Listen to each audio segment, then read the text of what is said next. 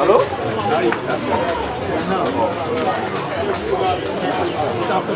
Tabou.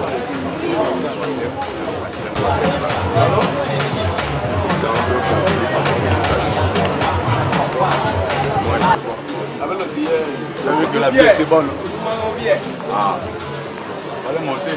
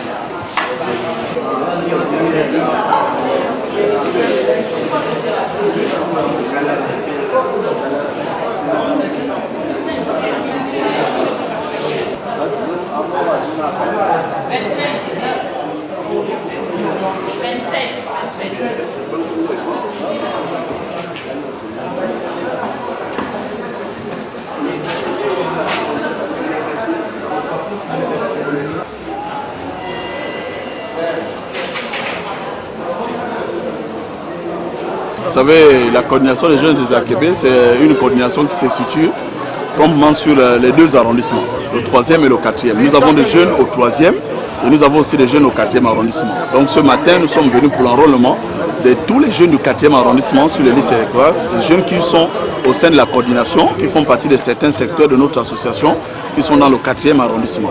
Parce que nous ne pouvons pas gagner cette élection si nous dormons, nous ne pouvons pas gagner cette élection si les gens ne viennent pas s'inscrire, s'enrôler. S'enrôler, c'est ce qui fait que le président Ali Bongo Ondimba gagnera et il gagnera dans les urnes. Mais bien sûr, ils comprennent, parce que c'est d'abord un acte citoyen qui est prévu par la Constitution gabonaise. Donc, si tu veux participer à la vie de la nation, à l'éclosion de cette nation, au développement de cette nation, il va falloir que tu te fasses enrôler. Il est tout à fait normal que les jeunes, vraiment, bon, vous dire que c'est facile, c'est pas du tout facile. Parce qu'il faut d'abord être organisé, il faut les pousser, il faut les donner une envie de venir s'inscrire. Il y a certains d'autres jeunes, peut-être qui ne sont pas au sein d'un cadre comme le nôtre, peut-être jusque-là qui ne se sont pas encore fait enrôler. Nous pensons qu'ils se feront enrôler la dernière semaine de l'enrôlement.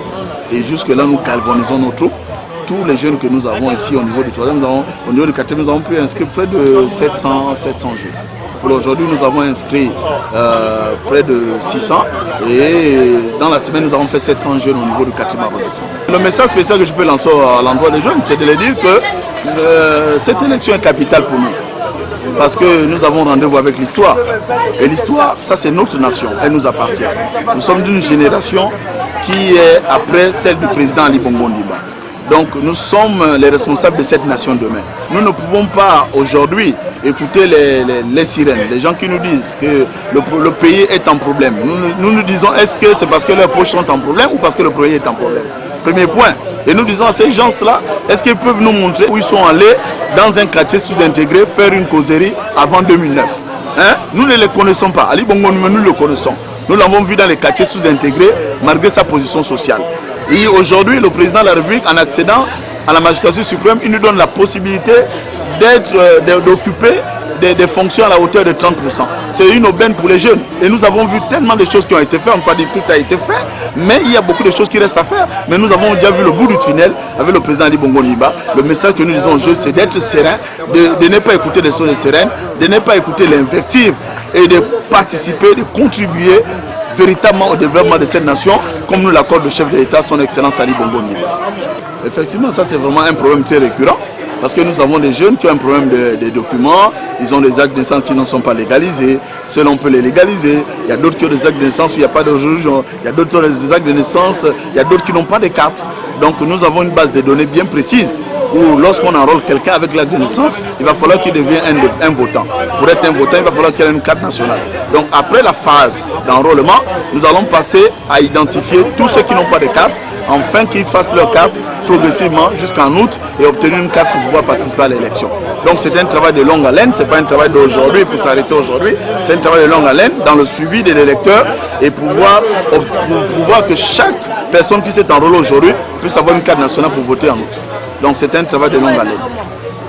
Moi je pense d'abord qu'au préalable, nous sommes dans une coordination où nous devions emmener nos petits frères. Nous sommes une jeunesse responsable. Nous devons emmener nos petits frères à venir se faire enrôler parce que nous savons bel et bien qu'au départ c'est un devoir citoyen.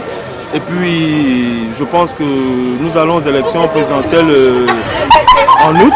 Donc il faut automatiquement que la majorité des jeunes soient enrôlés. Bon, moi je pense que au départ c'était un peu facile parce que nous sommes arrivés tôt, mais nous nous sommes confrontés à beaucoup de difficultés parce que il y a des machines qui se sont plantées, il y a beaucoup de monde et on n'a que 2 machines, donc ça va 2 à l'heure, mais je pense que le plus grand nombre est déjà fait enrôler.